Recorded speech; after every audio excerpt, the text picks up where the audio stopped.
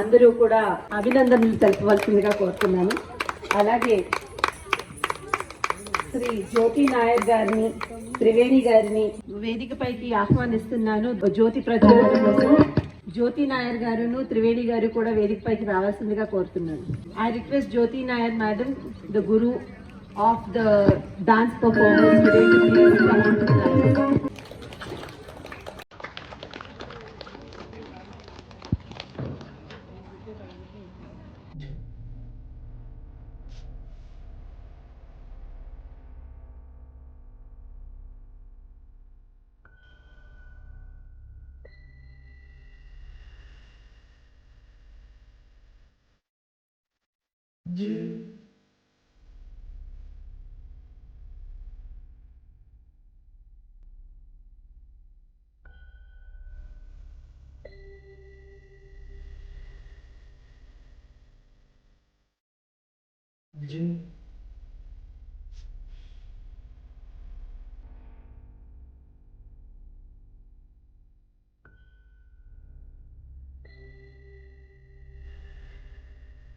మొదటిసారిగా బయట వచ్చి ఒక వేదిక మీద వాళ్ళ శిష్యులతోటి నాట్య ప్రదర్శన ఇస్తున్నారు. కావున దేవుణ్ణి స్మరించుకుంటూ ఇక్కడ శ్రీధర్మపురి క్షేత్రానికి భక్తిపూర్వకంగా ఇక్కడ సమర్పించుకుని ప్రారంభించుకుంటున్నారు. ఇవాళ కార్యక్రమాన్ని ప్రారంభించుకునే ముందు శ్రీ సత్యవాణి అమ్మగారిని వేదికపైకి ఆహ్వానిస్తున్నాను. వారు ఈ శ్రీధర్మపురి క్షేత్రానికి ధర్మకర్త. ఈ గుడిని ఇంత వైభవపేతంగా తీర్చిదిద్దిన మహనీయురాలు. వారి మాటలు వినటానికి మనం అందరం కూడా ఎప్పుడూ కూడా ఎంతో అదృష్టం చేసి ఉండాలి. వారిని సాదరంగా ఆహ్వానిస్తున్నాను వేదికపైకి.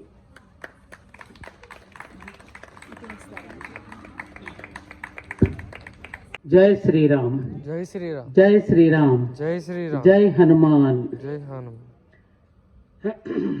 మనం శోభకృత నామ సంవత్సరం ఉగాది ఆరంభం నుండి సంవత్సరారంభం నుండి వసంత నవరాత్రి ఉత్సవాలు జరుపుకోవాలని ఈ సంవత్సరం ప్రత్యేకంగా ఒక సంకల్పాన్ని తీసుకోవడం జరిగింది. దానిలో భాగంగా ఈ రోజు 8వ రోజుకు చేరుకున్నాం. రేపు శ్రీరామ నవమితో స్వామివారి యొక్క కళ్యాణంతో ఇది ఈ సంవత్సరానికి పూర్తవుతుంది వసంత నవరాత్రులు. ఎందుకు ఈ సంకల్పం అంటే మనకి 5 రుణాలు ఉన్నాయి. ఒకటి దేవ రుణం, ఎందుకంటే ఈ జీవితాన్ని భగవంతుడు మనకి ఇచ్చినందుకు. ఇన్ని రకాలైనటువంటి సౌకర్యాలు మనకి భగవంతుడు నిలవడానికి, నేల నడవడానికి, ఆకాశం, చంద్రుడు, సూర్యుడు మనకి చల్లదనాన్ని, వెచ్చదనాన్ని ప్రసాదిస్తున్నాడు. ఈ చెట్లు చేమలన్నీ మనకి పూలు పుష్పాలు అందిస్తున్నాయి. ఈ పంచభూతాలకి కూడా మనం ప్రతిరోజు ధన్యవాదాలు చెప్పుకుంటూ జీవించాల్సినటువంటి బాధ్యత మా బుద్ధిజీవులైన మానవులకు ఉంది. కాబట్టి దానికి దైవ రుణాన్ని తీర్చుకోవాలి మనం. రెండవది పితృ రుణం. ఈ శరీరాన్ని ఇచ్చింది ఎవరు? మనకి తల్లిదండ్రులు. అందుకని పితృ రుణం తీర్చుకోవాలి అంటే వారికి తగినటువంటి సపర్యలు చేసి వాళ్ళు చక్కగా ఆఖరి శ్వాస వరకు కంఫర్ట్ గా సుఖంగా జీవించడానికి కావలసిన సేవ చేస్తూ వాళ్ళ యొక్క రుణాన్ని మనం తీర్చుకోగలం. మూడవది ఋషి రుణం. ఏ ఋషులైతే మనకి ఈ చక్కని సంస్కృతిని, సంప్రదాయాన్ని, వాతావరణానికి అనుగుణంగా కావలసినటువంటి ఆహార పదార్థాలను ఏవేవి తినాలో, ఎటువంటి పానీయాలు సేవించాలో, రామనవమి రాగానే వడపప్పు, చలిమిడి, పానకం ఎందుకు పెట్టాలి, స్వామివారి యొక్క కళ్యాణం అసలు ఎందుకు చేసుకోవాలి, ఈ సాంప్రదాయాలన్నింటినీ కూడా మనకి జీవన విధానంలో చొప్పించి అటు సాంఘిక వ్యవస్థ, ఆర్థిక వ్యవస్థ, సామాజిక వ్యవస్థ, తాత్వికమైనటువంటి జీవన విధానాన్నింటినీ కూడా మన సంప్రదాయాలలో చొప్పించి ముఖ్యంగా దాని లలిత కళల ద్వారా ప్రజలకు ఒక ఆనందాన్ని, ఆహ్లాదాన్ని కల్పించడానికి ఇచ్చినటువంటి గొప్పది మనకి ఋషులు అందించారు. అందుకనే మన ధర్మపురి క్షేత్రంలో అనేక మంది ఋషులు కూడా ఉన్నారు. ఇక్కడ వ్యాస మహర్షి దగ్గర నుంచి అనేక మంది మహర్షులు కూడా ఇక్కడ కొలువు తీరి ఉన్నారు. అప్పుడు ఋషుల యొక్క సాంప్రదాయాన్ని అనుసరిస్తూ వాళ్ళ రుణం ఎలా తీర్చుకోవాలి మనం? ఏ ఋషులైతే మనకు సత్సాంప్రదాయాలను మనకు అందించారో దానిని తరతరాలకి అందించడం ద్వారా వాళ్ళ రుణాన్ని తీర్చుకోగలం.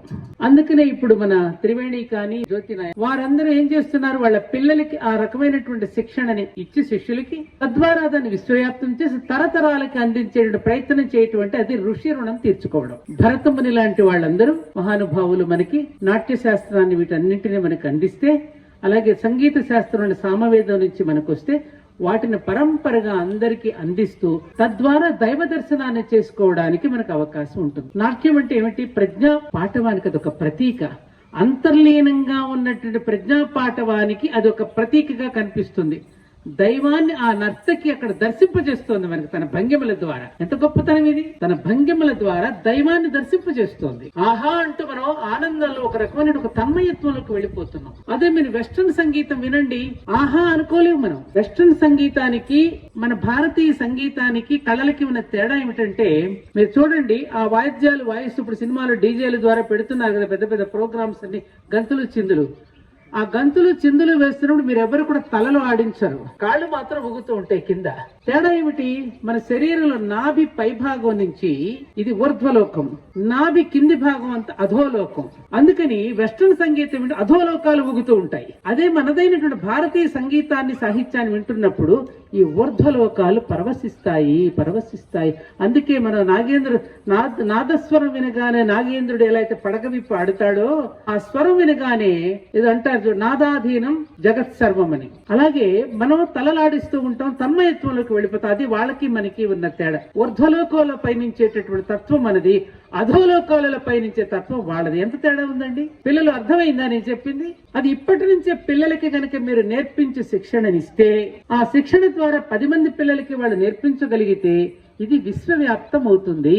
అందుకని ఈ వసంత నవరాత్రి సందర్భంగా పిల్లలందరూ ఇక్కడ పక్కనే ఉన్నటువంటి వాగ్దేవి అయినటువంటి సరస్వతి, శక్తి స్వరూపుడి అయినటువంటి దుర్గా అమ్మవారు, సంపదను మనకిచ్చేటువంటి లక్ష్మీ అమ్మవారు, ఈ ముగ్గురమ్మల యొక్క మూలపుటమ్మ చాలా పెద్దమ్మ తల్లి, వీళ్ళందరి సన్నిధానంలో ఈ వేదిక మీద గనక మీరు చక్కగా మీరు నేర్చుకున్న విద్యను ఇక్కడ గనక ప్రదర్శించుకోగలిగితే మీకు ఒక సెల్ఫ్ కాన్ఫిడెన్స్ పెరుగుతుంది. తద్వారా తల్లిదండ్రులు కూడా వాళ్ళ యొక్క ప్రతిభా పాఠవాలను చూసి మురిసిపోతారు, ఆనందపడతారు, ముచ్చట పడతారు. మాలాంటి వాళ్ళని కూడా కాసేపు ఇక్కడ కూర్చుని అన్ని కష్టాలు మర్చిపోగలుగుతాం, అన్నింటినీ కాసేపు మర్చిపోయి దైవ సన్నిధానంలో గడుపుతాం. అందుకని ఈ వేదికలు మీవర్రా, మీరు రండి, ప్రతి పౌర్ణమి నాడు రాండి. ఈ వేదికలు ఎన్నో ఉన్నాయి, చిన్న వేదికలు ఉన్నాయి. కళ్యాణ మండపంలో ఒక వేదిక ఉంది. ఎక్కడి ఆఖరికి స్వామివారి మండపంలో కూడా మీరు నృత్యంతో స్వామివారిని అర్చించుకోవచ్చు అనేటటువంటి దీంట్లో ఇది గణపతి నవరాత్రులు చేస్తున్నాం, దేవీ నవరాత్రులు చేసుకుంటున్నాం ప్రతి సంవత్సరం. అలాగే ఈ సంవత్సరం నుండి వసంత నవరాత్రులు కూడా మనం ప్రారంభం చేసుకున్నట్టయితే